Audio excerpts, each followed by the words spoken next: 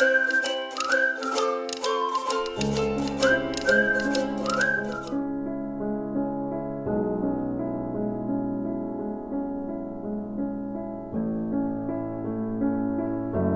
you, Mr. Toastmasters.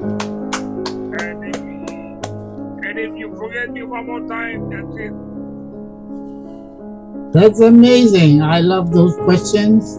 Oh, what are you showing? You're knocking on the Star Wars figure. Thank you so much. We're right on schedule. And instead of taking a break, I would much rather go right into our prepared speeches because we have two amazing speeches that is coming up. With first is our next speaker. He had been a Toastmaster since 2011. That's wow, 11 years ago. But he was so humble, he said he needed to practice for speech skill on his YouTube channel, Mongoose Max Hawaii. Wow, I need to look into that. We'll add the paranormal reading. Now we'll give him a non-pathway speech to cover that topic under the venue of Spook 101 to present his new scientific support of a well-used paranormal hypothesis meant to inspire the audience to think in the twilight zone between reality and spirituality. We'll address the basic question, what is a ghost? Is a main modern ghost theory supportable by scientific logic, or is it a theory just a con? Well, Keith requested 6 to 8 minutes. I'm going to try here 16 to 18 minutes, but 6 to 8 minutes. Yurika, can you please time him for 6, 7, and 8 with your colorful demonstration? The title of his speech: how does one measure a ghost? GHOST. Let's welcome enthusiasm and upbeat from more. Hey, thank you, Dr. Ken. Good morning, Toastmasters. Welcome to Mongoose Max Hawaii, the channel. And today we're going to have an episode of Spook 101 because I see dead people. Actually, I see white people, but putting that primary mainland election off to the side. What I want to talk to you about is like the little paranormal stuff where all those people are hunting ghosts. They're going all over the place with all kinds of beepity beeps and these kinds of things. And I want to show you a couple of things. One is I want to show you a question. What are ghosts made of? Because if we think if there's a ghost, then there's an afterlife. There's an optimism. Thank you for the word cue. I have a place for that. Then when I look at this, I see a couple of science. Okay, there's a couple of science things. So don't, a little spoiler alert, a couple of science pieces in here. But I'd also want to show you about these little toys, okay? So the first thing I want to talk about is theory. Now, there's a ghost theory. Now, this word is often misused, I think, a lot, because when you look at science, we want to go to the science of the parascience, the paranormal, normal being nature. What can you observe scientifically? So when you look at the science, a theory is a hypothesis that has supported evidence, or it's proven to be false. Some theories are false. Some theories are true or truer because they have support, some scientific evidence. And that's what we want, evidence. And that's where in these ghost hunters, they go off on their little spooky things and they want to find evidence. And they have these little toys or whatever. I call them toys. They're evidence. Well, are they evidence? Well, that's what we're going to look at. So when we look at a hypothesis, I could have an hypothesis. My neighbor has cats and they're all black. Therefore, all cats are black. And then I see a calico cat. Oops, there goes that theory. So we're going to approach it a little like that. Some of these things are not proven. This one here, let me introduce you to this little toy. This is called the K2 meter. You might see it if you ever watch a ghost hunting show, you'll see the K2 meter. This measures disruption, you might say, in an electromagnetic field. So electricity and magnetism have a connection, and this will measure disruption. Right now it's at green, which is like nothing. Now let me show you something else. This is a proximity meter. If you get near it, it will signal. I just noticed something about the proximity meter, which I just discovered this. Look, I have to touch it. I have to touch it with my metal container, but if I get close, just close with my hand, it'll go off. And that's pretty interesting, actually. So this EM2, and also one more toy, which I set up here. This is the cat ball, the famous cat ball. You turn it on, cats play with it, and it moves, and it lights up. But I'm going to stick it in this little area here where it's not moving, but it'll light up for about 8 seconds and then go off. Okay, we got our toys all set up. What are we looking for? Well, we're looking for electromagnetic stuff, which brings me to the question, what are ghosts made of? So they say, and you'll hear this, the theory has it, or the theory says, much like you commonly hear, we're made of balls of light, we're made up of energy. So therefore, if someone goes into the afterlife, they also are made up of this energy. What is the energy? Electromagnetic? Well, that's the theory. So if I do this, it heats up. This is not a ghost detector. This is an electromagnetic thing. If I put a magnet near it, if you see that, if I put a magnet near it, it goes off. It's just detecting the magnetism. Uh-oh, I'm haunted. I don't know what happened. It's broken. So when we have that, ghosts are made up of electromagnetic energy. It brings me to this wonderful aspect of, are we really measuring ghosts? If the electricity's on, if my fan was on, this would be going off. This is nothing more than a stud finder. This is a carpenter tool, a stud finder. When you click it, a little battery goes off, and I think there's a stud, if you can see it. And there's a stud somewhere right there in the wall, and they find that. That's not much different from this. Just if you're going next to electricity will create magnetism, a field, and it'll start to go off. So are we measuring ghosts? Well, the theory has it that we are conservation of energy, which is a real scientific theorem, which is proven and accepted in actual science. The conservation of energy used to be the conservation of mass, but it expanded into conservation of energy.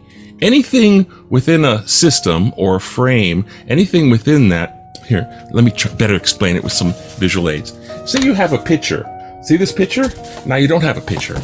Now anything within this frame is the system. This was system. Everything inside it. You could say this is the universe or your room. But nothing will pop into existence or go out of existence. It just doesn't happen. But if something looks like it disappears, it's someplace else. It could have transformed.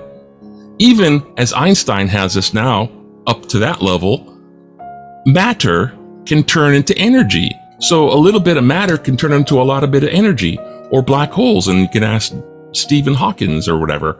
But things don't just disappear. It's conserved. Something, if it's an ice cube, it'll turn into a puddle. There's always a conservation. So if we're living human beings, and then there's a process of death, what's afterwards? Well, glad you asked that question. What happens when we die? Well, we all know that we're 70% water, right? Did you know that we're 60% oxygen? Because we're 70% water and it's H2O.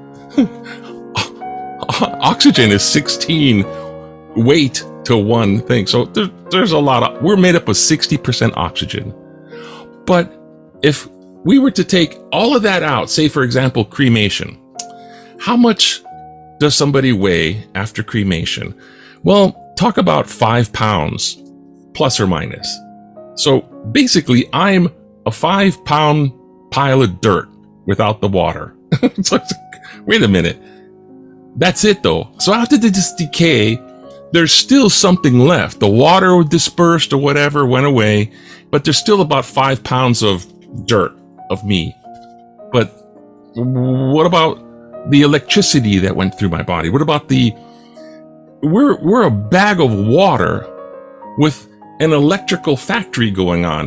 When we think electrons, no, electrons are going through the brain and brain cells, and they're creating brain activity. And our consciousness is electrical cellular activity. When we move, our brain signals, our spinal column signals, oh, that hurts. That's more of a spinal reaction. But when we are getting to that point, we're electricity in water. So we're kind of a network. Now, does this help our theory? Not really. If I said this ghost thing is going off and I start having a conversation with it, make it go off if you agree with me. See, it agrees with me. Oh, that's weird. I'll take that as a yes. See, I'm reading into it. So that's kind of a debunk. But is it really measuring that? Well, I got something that might support this. Niels Bohr, the 72nd element is named borium after him. Niels Bohr, 1922, got his Nobel Peace Prize in atom structure and quantum physics. Now, what he brought to the table is, yeah, the atom is mostly space, but there's little electrons going around, and time is running out. But the electron is negatively charged. So really, these things keep a structure because these electron clouds are repelling each other like the magnet. So maybe, just maybe, that can explain a little bit of this and a little bit of maybe there is something afterwards. So I'll end it with that to hope to inspire you that, maybe there is something optimistic. Maybe Yoda was right when he apathetically said, luminous beings are we, not this crude matter. Thank you, Toastmasters. 10 minutes and 9 seconds. Really appreciative presentation. Maybe one day I'll be a ghost too. I'm here at the 5-pound pile of dirt. Wow, second speaker. Our first evaluator today was going to be Leilani. Hey, mahalo. This is such an apposite speech because you never know what you're going to speak about, but usually it's going to be about paranormal or Bitcoin, something very interesting that he could use on his YouTube. I loved your speech. I find that you have grown so much from the time that I first met you in Toastmasters. And first of all, I say that 3 things that I really admire about are his creativity, his humor, and his absolutely beautiful voice. I read Shakespeare with twice a month, and he is just so entertaining. His speech was entertaining. And what was good about the speech was that he didn't tell us things. He kind of gave a little information and let it be up to us to make up our decision on whether we believe these things about the paranormal. And even though it seemed like a speech to me about, our bodies and things like that, I got a lot more from the speech, especially after following Latrice's table topics, because it made us think about actually not not just the body, but about the soul, about the spirit, about what animates the body, the energy behind it, whatever your personal belief. It kind of led me into that frame of mind. Is there something beyond what we see here in the physical world? And also a recall for myself is about the brain. Does the brain reside just in the head, or is the brain in every cell of our body, which is something new that people are talking about. I really love the speech, and then I started thinking like a director. How can it be made better? And for one thing, I'm entertained that he has so many toys, that he possesses all of these toys. He's like a kid, kind of like Ian. So I'm sure he would get along really good with children, because they would love being in place to see all these toys. One way to make it better is to, instead of just telling us about the toys, build up a sense of suspense. Ask us a question about what could we use to measure these things. Don't just bring it out. There are three toys that we could use, and tell about the toys. Create a sense of suspense, like the Ghostbuster, what do you call it, backpack? And one of the toys here is the cat ball. And then show how you use the cat ball. Or rather than just say this is a toy. Because I was watching everybody's face, and this is a tough group to crack. I'm going to tell you that right now. Even though we're all friends and everything, it's a tough group to crack sometimes. I mean, when I look at them, they have a straight face a lot of times. They're not laughing. And that's why when you tell a joke to this group of people, even though they're a nice group, it is a tough group to crack. And the other thing is that, two other things, when you talked about the body turning back into dirt, so be careful with your words. To me, that word dirt kind of could be maybe changed. I'm just saying maybe could be changed to dust, or even earth. We return to earth, to earth substance or something, because you know how the quote, you are dust and to dust you shall return. Well, when you say dirt, when we think of dirt, we think of something dirty, whereas when you think of earth, you think of Mother Earth. So that sits more well with myself. And the other thing is, push it as far as you can. Like when you do the Yoda quote, which I love, Yoda, luminous beings are we? You could have done it in Yoda's voice, and I can't do that. I know you could. Luminous beings are we? You know, that would have changed things. So even though on first impression, I really love the speech, I would say do it again and go over the top. Don't just tell, but show. And we could all use that in our storytelling. Don't just tell the story, but show the story. Don't just say the words, but visualize the words and create the vision in their mind. I love the speech, and I love you. I love working with you and being with you. And I love Mongoose Max. I always give it a thumbs up. I'm always number 2. He's number 1. That's how it works. So everybody give it a thumbs up. Mahalo. Very much so, honey. Thank you. This group is dedicated, and I find that very, very impressive. Many thumbs up.